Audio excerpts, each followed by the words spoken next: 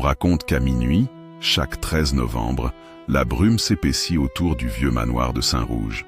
C'est là qu'Elias Moreau, exorciste déchu et érudit oublié, est descendu aux enfers pour une âme. Une seule, celle de sa sœur, Amélia. Elle avait été prise en 1913, disparue dans un lac gelé sans laisser de traces. Mais Elias savait.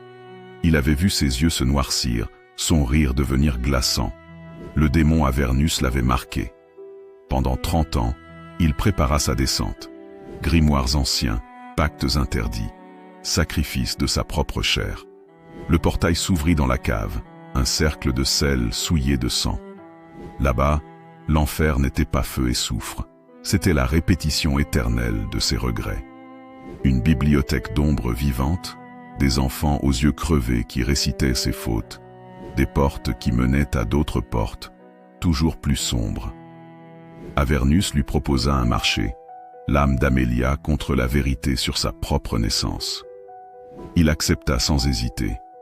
Ce qu'il vit, il n'était jamais né homme, mais golem façonné par le même démon pour attirer Amélia. Elle était innocente, il était l'outil. Il hurla, se brisa, puis se releva. Il ne pouvait pas changer ce qu'il était, mais il pouvait changer ce qu'il ferait. Dans un dernier acte de défi, il força Avernus dans un cercle inversé, scellant l'enfer et libérant Amélia, redevenue humaine, oubliant tout. Depuis, chaque 13 novembre, on entend un cri sous le manoir. Celui d'un homme qui n'a jamais existé, mais qui a sauvé une vie. Et vous, jusqu'où iriez-vous pour une seule âme ?